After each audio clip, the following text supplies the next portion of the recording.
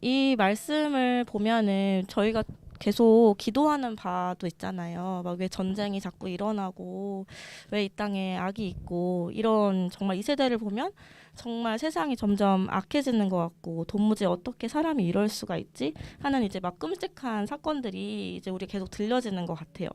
그래서 우리도 금요일 기도회 때 이제 기도하는데 전쟁이 일어난 나라와 이 민족에 대해서 그리고 어떻게 이런 일이 21세기 지금 우리 살아갈 때 일어나는지 우리가 보게 되고 또 기도하게 되는 것 같아요. 그리고 우리나라도 이제 전쟁의 위협에서 자유하지는 못한 상황이죠.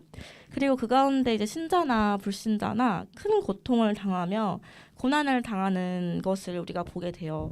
근데 하나님이 살아계시면 어떻게 이런 일이 있냐고 믿지 않는 사람들도 신은 없다 막 이렇게 얘기를 하잖아요. 이런 걸 볼 때. 그리고 욕하면서 막 따지는데 근데 믿는 사람들도 하나님 어떻게 이런 일들이 이 땅에 있습니까 하는 답답함에 질문들을 우리가 던지곤 해요.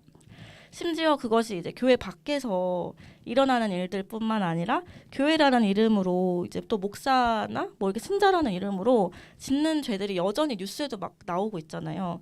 그래서 우리가 주위에서든 간혹 우리가 듣게 되면 우리의 마음도 민망해지고 신자로서 또 교회를 다니면서 또 때로는 화가 나기도 하고 또 때로는 애통하는 마음으로 아파하기도 하는 것 같아요.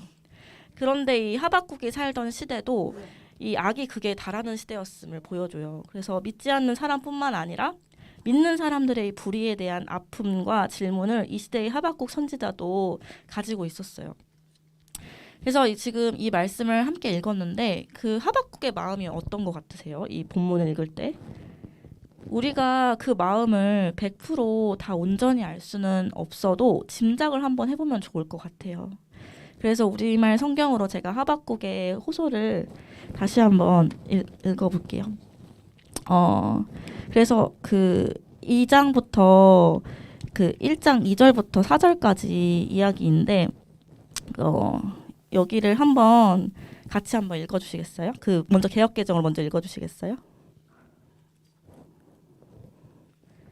하박국 1장 2절부터 4절.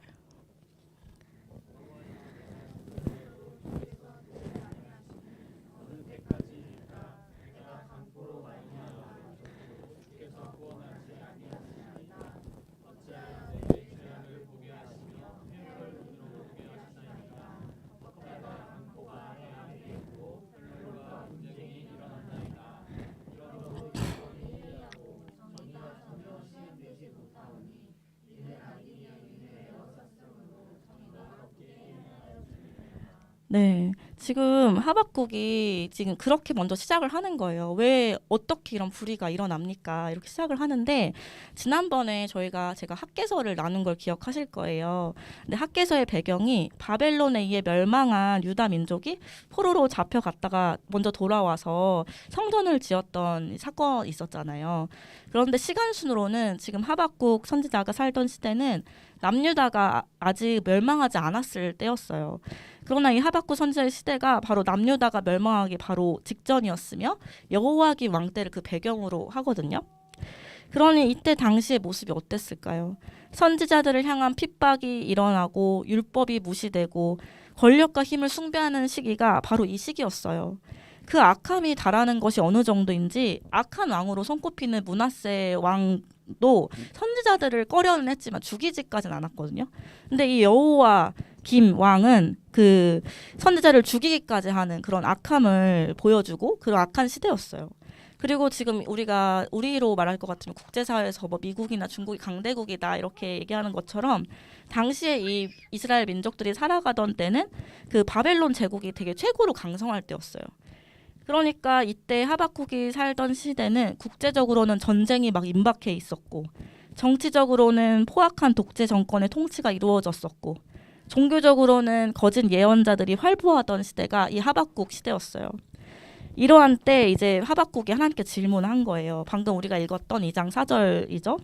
그 하박국 선지자가 당시의 불의들과 정의가 무너지는 모습들을 보면서 고통의 마음으로 이제 하나님께 질문을 던진 거예요. 제가 우리말 성경으로 이 부분을 다시 한번 읽어볼게요. 오 여호와여, 제가 언제까지 부르짖어야 합니까? 주께서 듣지 않으시는데 폭력입니다라고 제가 주께 외쳐도 주께서는 구해주지 않으십니다. 왜 저로 하여금 불의를 보게 하십니까? 왜 죄악을 쳐다보게 하십니까? 파괴와 폭력이 제 앞에 있습니다. 갈등이 있고 싸움이 일어납니다. 그러므로 율법을 지키지 않고 정의가 아주 실행되지 못합니다. 악인이 의인을 에워싸 버려서 정의가 왜곡됩니다. 이렇게 지금 하나님께 외치고 있는 거예요. 지금 하박국은 누구냐면 하나님의 선지자잖아요. 그런데 하박국이 하나님께 고통스럽게 막 외치고 있는 거예요.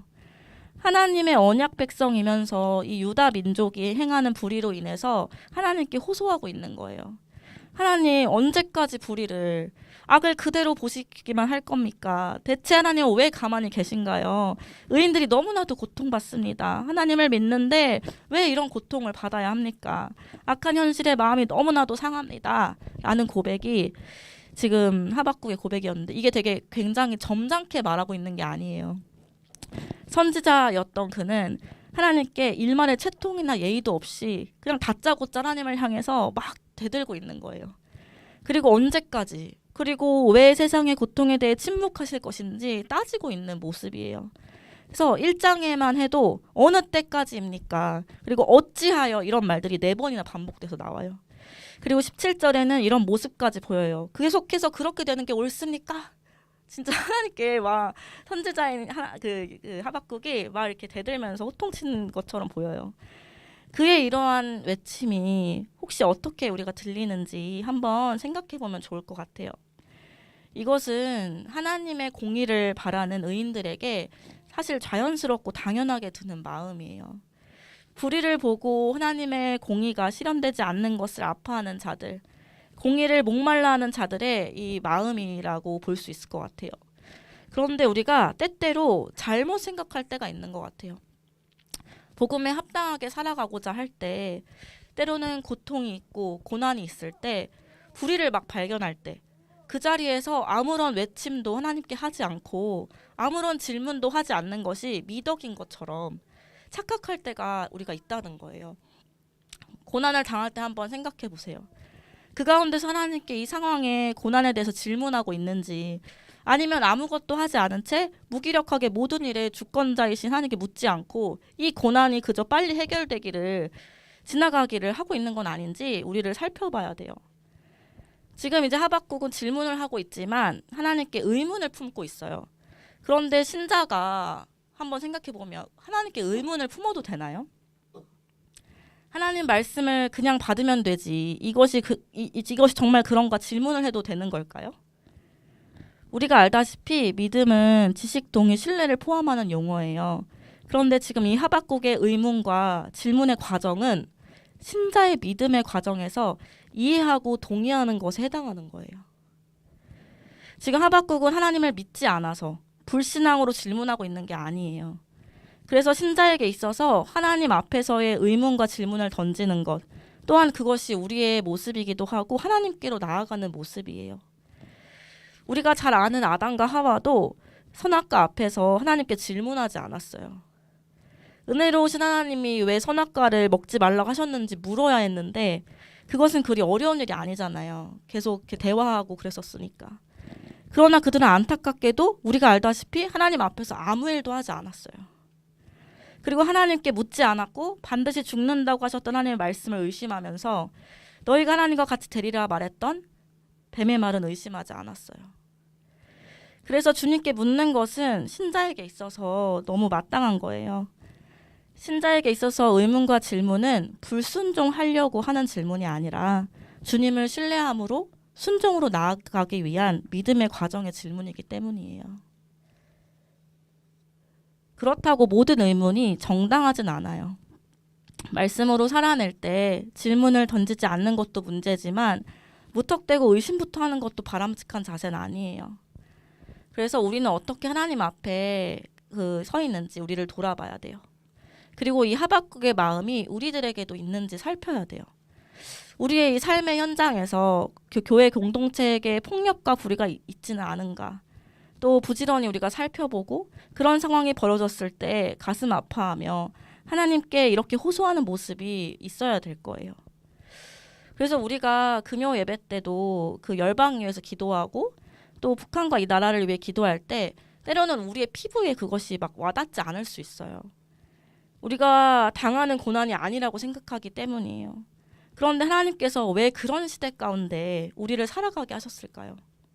왜 하박국 선지자가 그러한 어려운 시대에 살아가도록 그때 그를 선지자로 부르셨을까요? 주의 마음으로 애통해야 하고 그 애통함이 혹 하나님 앞에 불경건해 보일지라도 그것이 주의 뜻에 합당한 질문이라면 그것이 우리가 가져야 할 태도이기 때문이에요. 그리고 이번 주에 10계명 6계명을 다뤘어요. 살인하지 말라에 대한 생명을 보존하는데 소홀히 하는 행위에 대해서 우리는 생명을 보존하기에 열심을 내어야 한다고 배웠어요. 또 생명을 존중하고 약자를 보호하며 타인의 생명을 지키기 위해 싸우고 자신의 생명을 보존하기에도 힘써야 된다고 우리가 배웠잖아요. 이런 부분이 다 연관이 돼 있는 거죠. 그래서 예수님께서도 이러한 자들이 복이 있다고 말씀하셨어요. 바로 산상수훈 설교 중에 의에 줄이고 목이 마른 자는 복이 있다 하신 말씀이죠. 의에 줄이고 목마른 자는 주님의 의를 덧입은 자들이고 주님의 의를 바라는 자들이지만 한편으로는 세상에 하나님의 공의가 이루어지지 않는 것을 아파하고 하나님께 호소하는 그런 자들인 거예요. 그래서 이 하박국의 질문에 대해 이번에는 하나님께서 응답하세요. 1장 5절에서 11절이 하박국의 질문에 대한 하나님의 응답인데요. 이렇게 이제 말씀하시죠. 우리 한번 5절부터 11절을 같이 한번 읽겠습니다. 5절부터 11절입니다. 시작. 하께서 이르시되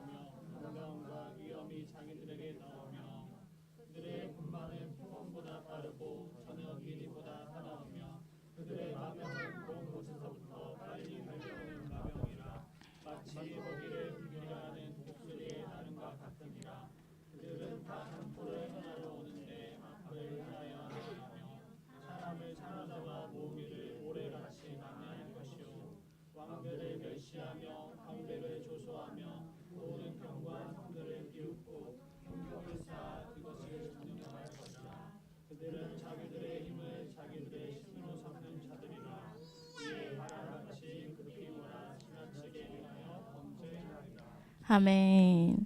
좀 긴 문장이었는데 하나님의 응답이거든요. 이 부분이. 그러니까 하박국 선지자의 질문에 대한 하나님의 응답을 지금 읽었어요. 그래서 6절에 말씀하신 사납고 성국한 백성, 자기의 소유가 아닌 거처들을 점령하는 갈대아 사람 하나님이 일으키신다고 지금 말씀하시는 거예요. 근데 그 갈대아 사람은 누구냐면 우리말 성경으로 보면 바벨론 사람들이에요. 그들은 두렵고 무서운 사람들이라고 말씀하시고 그들에게 정의와 권위는 그들 마음대로 하는 자들이라고 이제 하시는데 그래서 정말 너무 생각하지도 못한 답변이 아닐 수 없어요. 하박국이 이렇게 질문했잖아요. 하나님 언제까지 악을 보시고 계실 겁니까? 왜 저에게 그것을 보게 하셨습니까? 라는 고통 가운데 외치는 기도를 드리고 질문하였는데 하나님이 대답하신 거는 이런 대답인 거예요. 그것은 바로 이제 갈대아 사람, 즉 이방 민족인 바벨론 사람을 일으켜서 하나님의 백성인 유다를 치겠다는 거예요. 하나님 왜 이렇게 두십니까 하는데 오히려 하나님 치겠다 그 백성을 이렇게 말씀하시니까 너무 이제 깜짝 놀라는 거죠. 근데 하나님이 이제 하나님의 언약 백성인 유다 민족에 공의로운 심판을 이제 하시는 거예요. 그들이 놀랄 정도로 심판하실 거고 사람의 생각을 넘어선 심판이 곧 임할 것이라고 말씀하시는 거예요. 근데 말씀을 연구하면서 사실은 하나님의 이러한 응답이 저도 좀 이해가 되지 않았어요.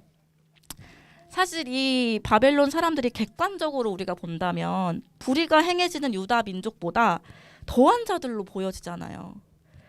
1장 5절에서 11절에 묘사된 바벨론의 그 사람들의 모습이 어때요?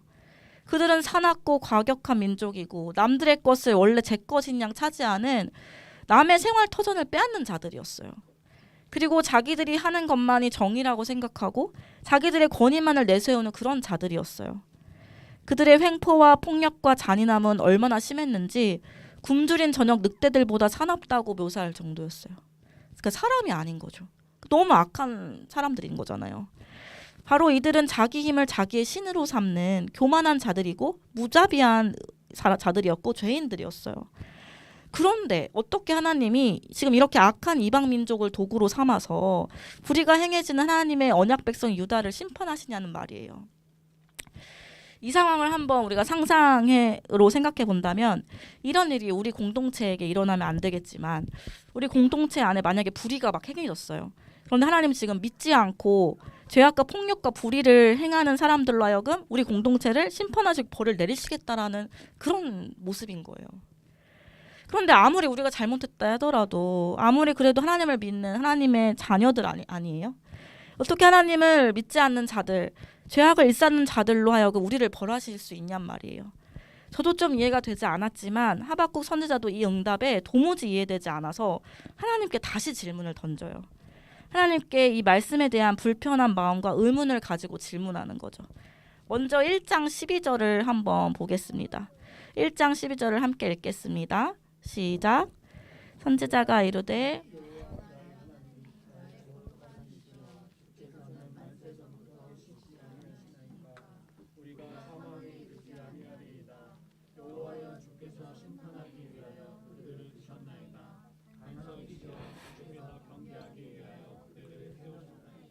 아멘.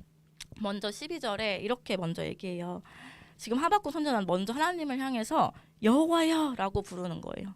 다시 한번 하나님과 우리의 관계가 어떤 관계인지 말하고 있는 거예요. 하박국 선지자는 주님을 향해서 이제 고백하고 있어요. 여기에 보면 하나님을 칭하는 호칭이 4가지로 나와요. 여호와여 내 하나님 거룩하신 이시여, 여호와여 반석이시여. 바로 나의 하나님, 나의 거룩하시니 나와 관계하시는 하나님이심을 강조하고 있는 거예요. 이것은 하나님이 우리와 어떤 관계이신지 하나님께 다시 한번 생각해 봐달라는 고백이기도 해요. 또 12절의 고백은 하나님을 향한 신뢰를 볼 수 있어요. 이런 상황 가운데 있어서 심판을 당해야 하는 순간이지만 하박국은 여전히 여호와는 우리의 하나님이기 때문에 우리가 사망에 이르지 않을 것이라는 것을 고백하는 거예요. 또 12절의 반석이라는 표현은 그의 이러한 신뢰를 더욱 보여줘요.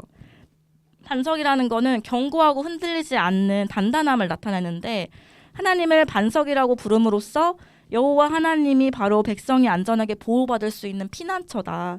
그런 믿음을 표현하고 있는 거예요. 그러나 이 하박국은 어떤 신뢰의 고백을 하면서도 이런 신뢰의 고백을 하면서도 여전히 이해되지 않는 것을 묻고 있어요. 그 다음에 즉 더 심한 악인들로 우리를 심판하시는데 이것이 과연 옳은지 묻고 있는 거예요. 13절을 한번 읽어주시겠어요? 13절입니다. 시작. 께서는 눈이 정결하심으로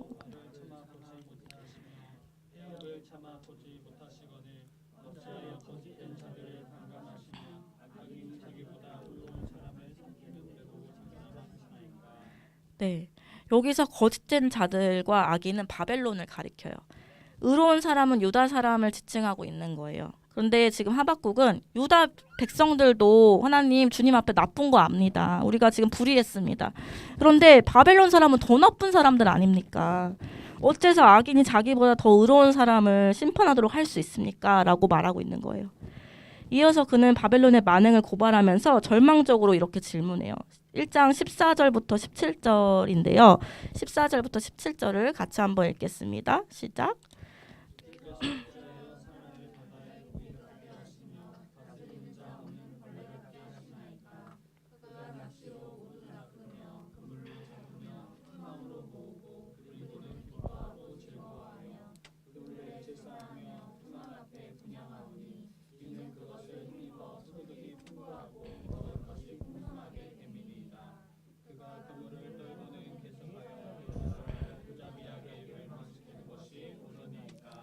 네, 아멘. 이것은요, 바벨론이 얼마나 악한지 사람을 마치 고깃대처럼 벌레처럼 여기고 있음을 이제 고발하는 거예요. 또 버림받은 사람들처럼 바벨론에게 죽임을 당하는 민족들의 모습을 보면 이 하박국은 과연 그들이 그렇게 해도 되냐 이렇게 막 절규하는 거예요.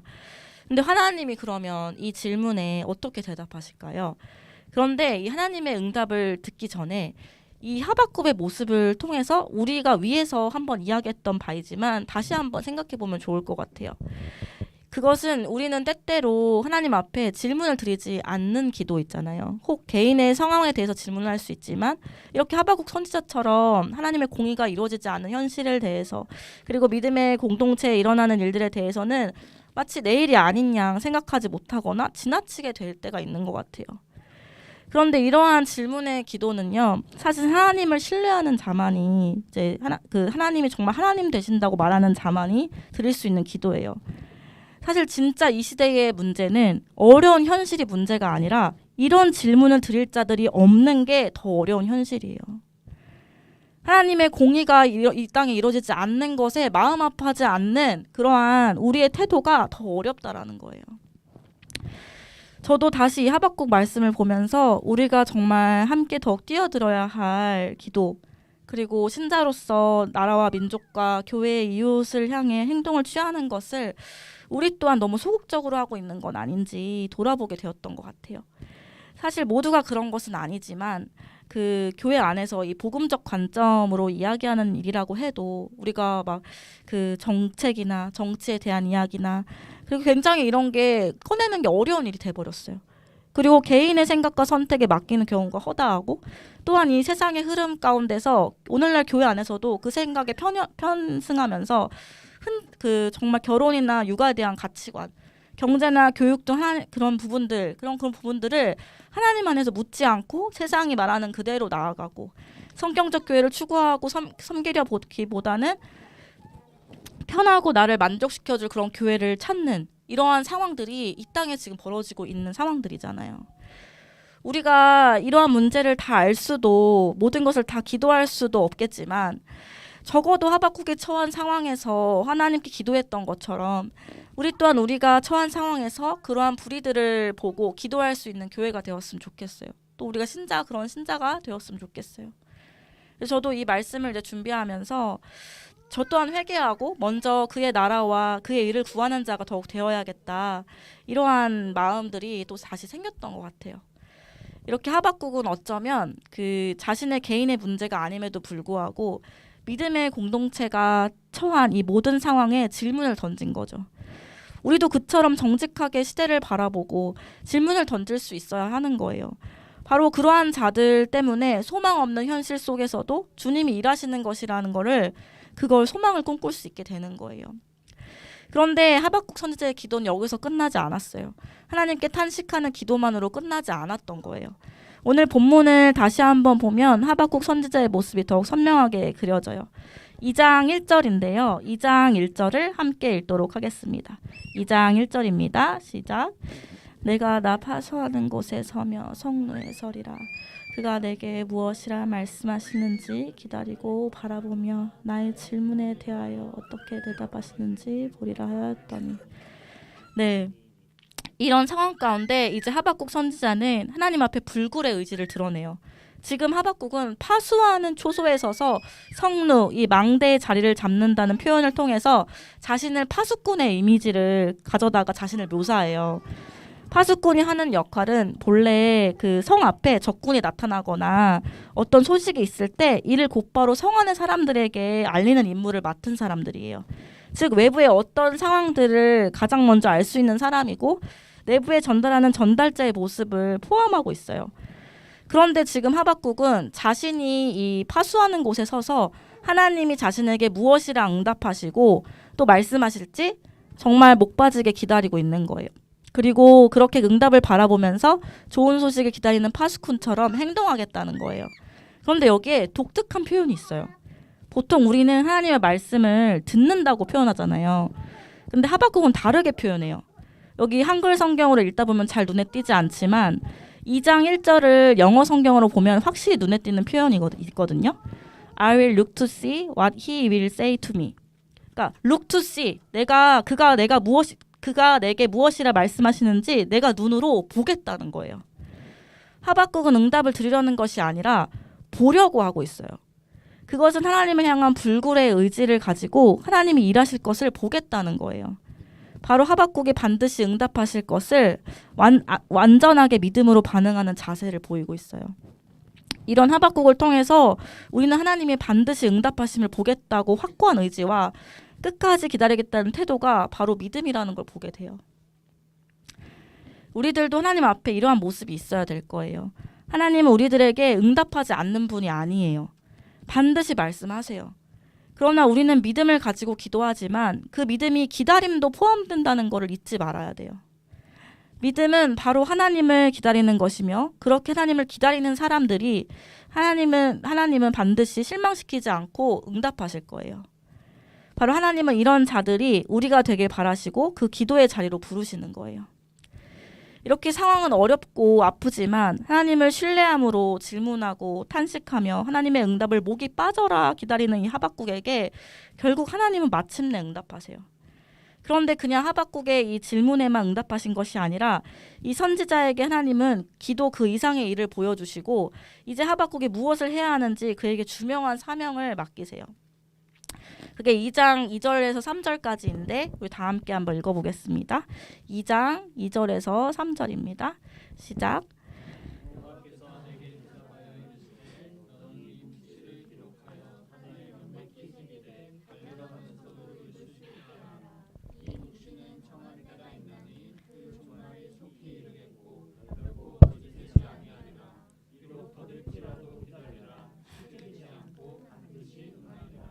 아멘. 하나님은 하박국에게 묵시를 기록하라고 하세요. 기록하라는 거는 지금 말씀으로 끝나는 것이 아니라 이 묵시를 더 많은 사람들에게 전하도록 하는 거예요. 달려가면서도 읽을 수 있도록 판에 새기라는 것은 누구나 쉽게 읽을 수 있는 곳에 누구나 다 볼 수 있는 곳에 많은 자들에게 이 묵시를 알리라는 거예요. 그래서 이것은 하박국처럼 그와 같은 문제로 고민하는 모든 자들에게도 응답이 될 거예요. 또 하나님은 말씀하신 것을 반드시 이루실 거기 때문에 이 묵시를 기록하라고 하시는 거예요. 아마도 이 판은 그 당시 사람들이 가장 많이 모이는 성전군에 붙여놓고 모든 사람이 볼 수 있도록 해야 됐을 거예요. 오늘날로 하면 마치 광고판 같이 누구나 달려가면서도 볼 수 있을 정도로 모든 사람이 볼 수 있게 했을 것이라는 거예요. 즉 하박국이 해야 될 거는 백성들에게 하나님의 말씀을 늘 눈앞에 있도록 하는 일을 맡은 거예요. 그래서 당시 선지자였던 이 하박국의 모습처럼 오늘날도 목회자들이나 장로들이 이런 일을 맡아서 하고 있는 거죠. 계속해서 하나님의 말씀을 눈앞에 있도록 말이에요. 그런데 이 하나님의 말씀을 눈앞에 있도록 하는 일은 목회자와 장로들만의 일은 또 아닐 거예요. 전 성도가 함께 힘쓰고 이 말씀 앞에 서기를 힘쓰면서 권면하고 서로 붙들어야 할 바인 거죠. 그리고 이 묵시는 정한 때가 있다고 말씀하세요. 지금 당장 이루어지는 것은 아니지만 하나님이 정한 때에 반드시 종말이 속히 임하고 결코 그 말씀은 거짓이 아니라는 거예요. 여기서 1차적으로 여기서 말하는 이 종말은 바벨론으로 인한 핍박이 멀지 않은 미래에 곧 끝날 거라는 걸 말해요. 그래서 하나님은 하박국에게 분명히 명하셨어요. 더딜지라도 기다리라. 지체되지 않고 반드시 응하리라. 그래서 이 말씀을 기록해 두어 조급해하지 말고 그때가 올 때까지 끝까지 기다리면서 자신도 또 다른 사람들도 그 말씀을 붙들도록 하시는 거예요. 그러나 사실 이 하박국이나 유대 민족이나 그리고 오늘날 우리들에게도 하나님의 응답을 기다리고 일하심을 보는 거는 참 쉽지 않은 일이에요. 지금 당장 현실에서 너무나 고통스럽고 이해되지 않는 상황인데 하나님이 정하신 응답의 때가 더디에 오는 것 같을 때 우리의 마음이 어려워지기도 해요. 그러나 하나님은 결코 응답을 미루지 않으세요. 하나님이 정하신 때에 반드시 속히 오고 반드시 응답하신다는 거예요. 그래서 더딜지라도 기다리라고 하시는 거예요. 왜냐하면 반드시 그때가 올 것이기 때문이에요. 여기서 우리에게 요구되는 것이 바로 믿음인 거죠. 이 믿음은 하나님을 신뢰하면서 계속 기다리는 거예요. 사실 기다리는 거는 불신자들이 할 수 없는 거예요. 그를 믿는 신자들만 할 수 있는 거예요. 비록 더딜지라도 기다리라. 기다리는 자는 반드시 주님의 응답을 볼 거라고 말씀하셨어요. 그리고 하나님은 또한 하박국에게 이렇게 말씀하셨어요. 2장 4절인데요. 우리 2장 4절을 한번 읽어보겠습니다. 2장 4절입니다. 시작. 그렇게 마음은 교만하며 의인은 그의 믿음으로 말미암아 살리라. 여기서 마음이 교만한 사람은 바벨론을 말해요. 하나님도 당연히 바벨론이 교만하고 정직하지 않음을 그리고 악함을 알고 계신 거예요. 근데 하나님은 또한 그와 더불어 이런 약속을 더하시는 거예요. 그런데 그런 상황에서도 의인은 그의 믿음으로 말미암아 산다. 이 얘기를 하는 거예요. 여기서 의인이라는 거는 그냥 유대 민족을 말하는 게 아니에요. 여기서 의인은 그의 믿음으로 말미암아 살아가는 자들을 말해요. 이 구절에서 믿음은 히브리어로 에무나라는 단어예요. 에무나. 근데 이것은 단순히 믿음이라기보다는 성실함을 또 포함하는 단어예요. 그렇다면 이 구절을 다시 이야기해 보면 그렇지만 의인은 자신의 성실함으로써 믿음으로 살아남으리라. 믿음을 계속해서 성실하게 이어간다는 거예요. 즉 이 말씀의 뜻은 앞에 3절에서 더딜지라도 기다리라는 말씀처럼 조급해하지 않고 끝까지 하나님의 말씀이 이루어질 때까지 참고 기다리며 살아가라는 거예요. 그렇게 하나님의 말씀을 따라 사는 사람들이 의인이고 그런 사람들이 어떠한 시험과 심판의 때에도 살아남을 것이라는 약속인 거예요. 결국 2장 하반절부터는 바벨론이 심판당할 것을 분명히 하나님이 말씀하고 있어요. 우리가 읽진 않았지만 그 이후에 그런 부분들을 말씀하시거든요. 이것은 사실 그런데 1장 11절에서도 이미 말씀하셨어요. 1장 11절에 그러나 자기 힘이 신이라고 여기는 죄인들 그들도 바람처럼 사라져 없어질 것이다. 그래서 이후의 말씀은 바벨론이 사로잡혔던 자들로부터 바벨론이 역으로 그 조롱당하고 노략당하며 그들이 높은 데에 집을 짓고 탐심을 냈지만 이제 반드시 그들에게 화가 있고 그들이 살육하고 피와 부리로 성을 쌓았지만 그들에게 심판과 화가 있을 것이라고 무섭도록 말씀하시는 거예요. 그 이후에 보면은. 그래서 결국 바벨론에 대한 이 심판은 하나님이 정하신 때에 반드시 올 거라는 거예요. 그리고 비록 그것이 더디 오는 것처럼 보일지라도 절대 포기하지 말고 믿음을 지키라는 하나님의 약속의 말씀을 하박국이 응답받은 거예요. 그래서 질문하고 기도하며 주님의 일을 끝까지 붙들고 기다리는 자들, 그들에게 주님은 약속하시고 반드시 주님의 뜻을 따라 응답해 주세요.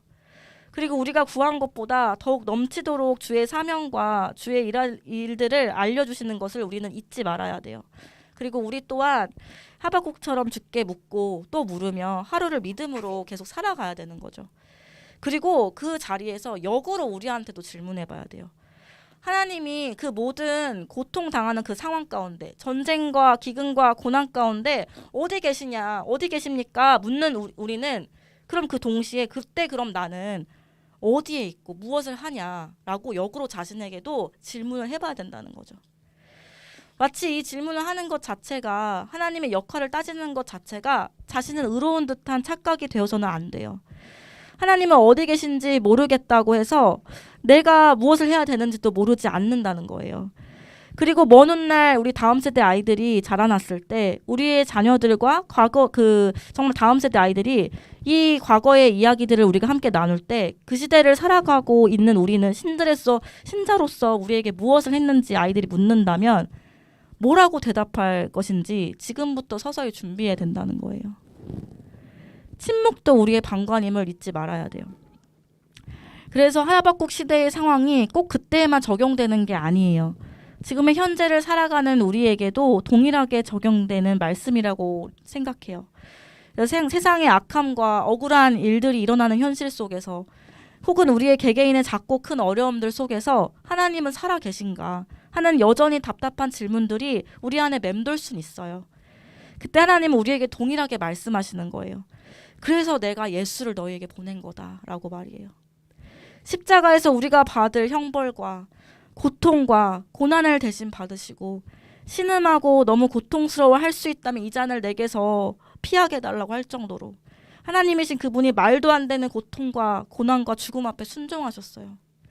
그리고 그때 하나님도 함께 우셨어요. 우리의 고난에 대해 왜? 라고 질문할 때 그때 우리 십자가에 달리신 예수님을 함께 바라보았으면 좋겠어요. 그리고 주님은 내가 반드시 올 것이다. 기다리라. 반드시 응답의 때가 있다. 더딜지라도 기다리라. 지체되지 않고 반드시 응하리라.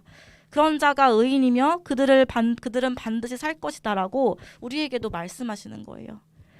그러게 예수님도 이 악이 판치는 세상에서 세상으로부터 도피가 아니라 악한 세상에 순응하는 것을 경계하는 기도를 하셨어요. 요한복음 17장 15절에 제가 한 구절 읽겠습니다. 요한복음 17장 15절인데요. 예수님의 기도예요. 내가 비옵는 것은 그들을 세상에서 데려가시기를 위함이 아니요 오직 악에 빠지지 않게 보전하기를 위함이니이다. 종종 악과 고난 없는 현실을 바라고 우리는 기도하지만 이 고난이 없어주세요.